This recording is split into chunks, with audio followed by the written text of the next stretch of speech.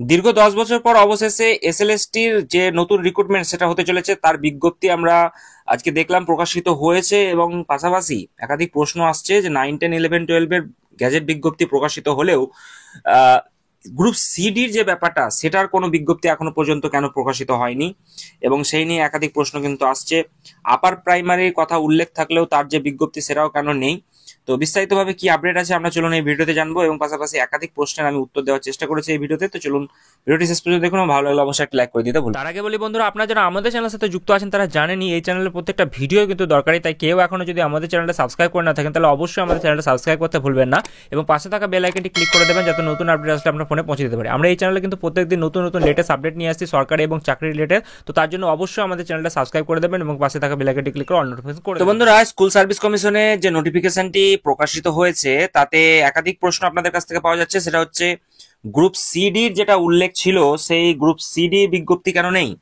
তো সেটা নিয়ে আমরা বিস্তারিতভাবে জানবো। তো আপনারা জানেন যে মুখ্যমন্ত্রী মমতা বন্দ্যোপাধ্যায় প্রেস কনফারেন্স করে তিনি কিন্তু বলেছিলেন যে চাকরিহারা যারা রয়েছেন, এবং ফ্রেশ ভাবে কিছু আমরা দেখেছিলাম যে অ্যাডিশনাল পোস্ট ক্রিয়েট করা হয়েছিল, এবং সেখানে আমরা দেখেছিলাম যে 2989 এবং 5488টি গ্রুপ সিডি মিলিয়ে, এবং পাশাপাশি অ্যাডিশনাল কিছু পোস্ট যেখানে আমরা দেখেছিলাম যে প্রায় 1571টি পোস্ট ক্রিয়েট করা হয়েছিল। তো সেই পোস্টটির কোনো নোটিফিকেশন বা বিজ্ঞপ্তি এখনো পর্যন্ত প্রকাশিত হয়নি, এবং যাকে ঘিরে একাধিক প্রশ্ন এবং একাধিক আপনাদের মধ্যে কনফিউশন তৈরি হয়েছে। তো আমরা দেখব যে সেই ব্যাপারটি নিয়ে যে বিজ্ঞপ্তি প্রকাশিত হয়েছে এবং পাশাপাশি যে রুল বা গ্যাজেট প্রকাশিত হয়েছে 2025, সেখানে কিছু উল্লেখ আছে কিনা। তো প্রথমে আপনারা দেখতে পাচ্ছেন যে 29 মে 2025 সেই বিজ্ঞপ্তি বা যেটা প্রকাশিত হয়েছে গ্যাজেট, সেখানে কিন্তু আমরা দেখতে পাচ্ছি যে শুধুমাত্র অ্যাসিস্ট্যান্ট টিচার পোস্টের জন্যই এখানে কিন্তু সমস্ত ডিটেলস বলা রয়েছে। ওয়েস্ট বেঙ্গল স্কুল সার্ভিস কমিশনের অফিসিয়াল ওয়েবসাইটে আপনারা গেলে এই জিনিসটাই কিন্তু দেখতে পাবেন। এখানে যেটা বলা রয়েছে যে the manner of the scope and of selection of person for appointment to the post of assistant teacher in upper primary, secondary and higher secondary level of classes in government aided sponsor school। তো সেক্ষেত্রে কোনো রকম group C D এই সমস্ত পোস্টের কথা কিন্তু বলা নেই।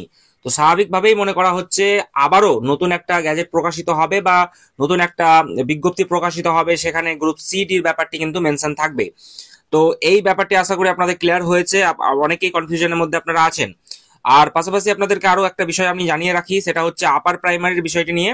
তো আপনারা অনেকেই ভাবছেন যে আপার প্রাইমারির বিষয়টি কি হলো, তাহলে আপার প্রাইমারি কি আদৌ রিক্রুটমেন্ট হবে কি হবে না।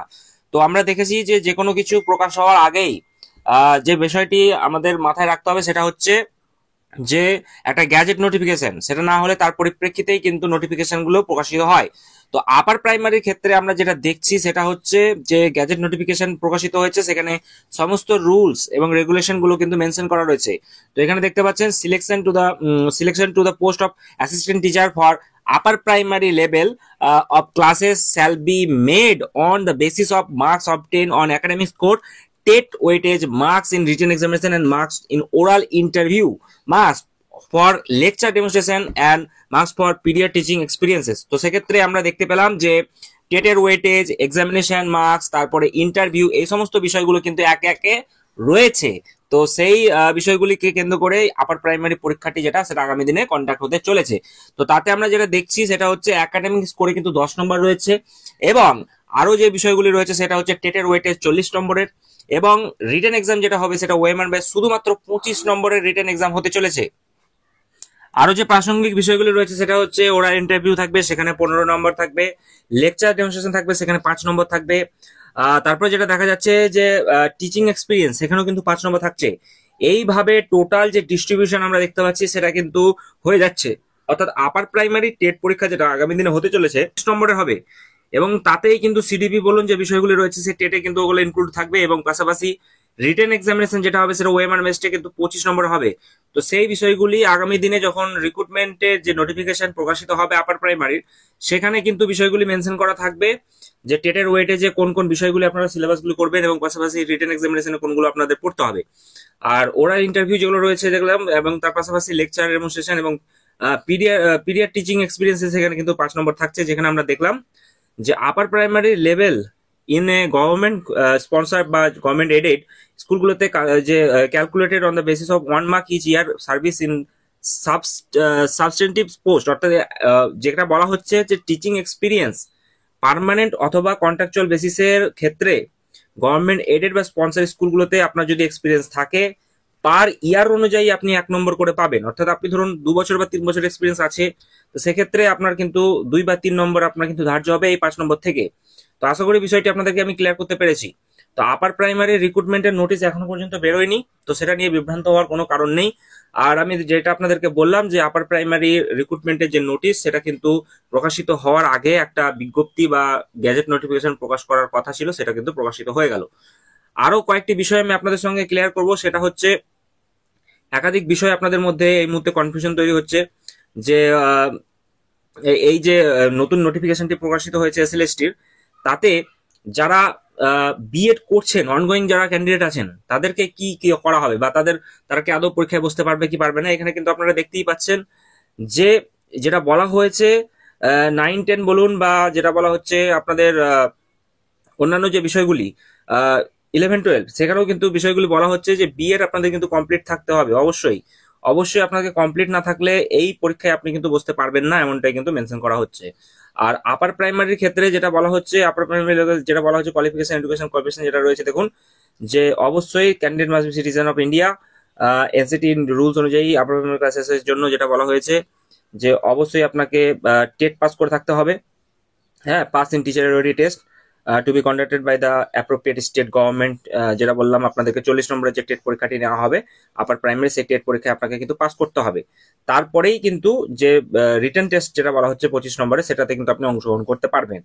তো এখানে আপনারা দেখতে পাচ্ছেন যে টেটের যে ওয়েটেজ সেটা 40, সেটা কিন্তু আপনাকে কম্পালসারি ভাবে পাস করতে হবে, তারপরে আপনারা কিন্তু রিটেন এক্সামিনেশনে বসতে পারবেন। তো এই বিষয়টা কিন্তু এখানে মেনশন করা রয়েছে আপার প্রাইমারির ক্ষেত্রে, ঠিক আছে। তারপরে আরো যে বিষয়গুলি রয়েছে আমরা দেখবো। অবশ্যই আপনাদেরকে যে এনসিটি নর্মস রয়েছে সেই অনুযায়ী আপনাকে আপনার কোয়ালিফিকেশন দেখাতে হবে, এবং এজের রিল্যাক্সেশনের ব্যাপারগুলো যেগুলো রয়েছে 21 থেকে 40, এবং এসসি এসটি ওবিসিদের ক্ষেত্রে রিল্যাক্সেশন 5 বছর থেকে 3 বছর যেটা দিয়ে থাকে সেটাই থাকবে। এবং আরো যে বিষয়গুলি এখানে মেনশন করা রয়েছে, দেখুন যে for consideration of application in SC ST OBC PH categories certificate issued by the competent authority of only the government of West Bengal as on or before the last date of receiving application। যে তো যাই হোক এই বিষয়গুলি কিন্তু রয়েছে। তো আরো যে বিষয়গুলি আপনাদের সঙ্গে আলোচনা করব সেগুলো হচ্ছে আপনাদেরকে আমি জানালাম যে ওএমআর বেসড কিন্তু পরীক্ষা হতে চলেছে এসএলএসটির ক্ষেত্রে। তো সেক্ষেত্রে 60 নম্বর আপনাদের জন্য বরাদ্দ করা থাকবে।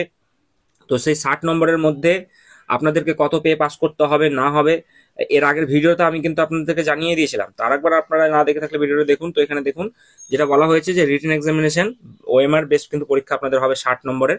আগে 55 নম্বরের হয়েছিল, এবার 5 নম্বর কিন্তু বেড়েছে। এবং এক্ষেত্রে আরো যেটা দেখা যাচ্ছে এডুকেশন কোয়ালিফিকেশন সেখানে 10 নম্বর থাকছে। এবং তার পাশাপাশি আমরা যেটা দেখলাম যে এখানে পিরিয়ড টিচিং এক্সপিরিয়েন্স যেটা 10 নম্বর সেটা কিন্তু রাখা হয়েছে। এটাকে কেন্দ্র করে একাধিক জলঘোলা পরিস্থিতি হয়েছে, এবং আমরা দেখেছিলাম যে সুপ্রিম কোর্টের যে অর্ডার যেটা বেরিয়ে এসেছিল সেখানে কিন্তু বলা হয়েছে কোনো রকম অ্যাডভান্টেজ না দেওয়ার কথা যারা চাকরিহারা রয়েছে তাদেরকে। তো এখানে কিন্তু কোনো রকম ভাবে আমরা দেখতে পাচ্ছি না যে কোনো চাকরি হারার কথা মেনশন করা হচ্ছে।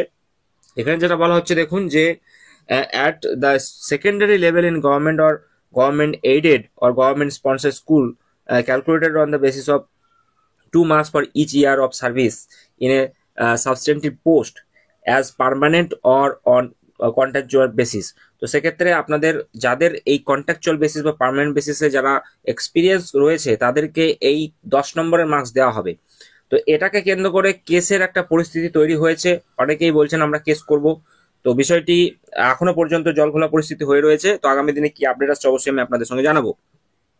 আর ওরাল যে ইন্টারভিউ যেটা বলা হচ্ছে সেটা 10 নম্বরে থাকবে, আর লেকচার ডেমনস্ট্রেশন সেটা বলছে 10 মার্কসের কিন্তু থাকবে। তো এবার আরো একটি বিষয় আমরা দেখবো যেটা হচ্ছে method of SLST selection of candidate preparation for panel. তো সেক্ষেত্রে যেটা বলা হচ্ছে আপনারা অলরেডি জেনে গিয়েছেন যে 16ই জুন থেকে অ্যাপ্লিকেশন আপনারা করতে পারবেন এবং 14ই জুলাই পর্যন্ত, অর্থাৎ হাতে আপনারা 1টি মাস সময় পাচ্ছেন। এবং ফর্ম ফিল আপের টাকা সমস্ত বিষয় নিয়ে আমি ভিডিও অলরেডি করে দিয়েছি, সেটা আপনারা একটু দেখে নেবেন।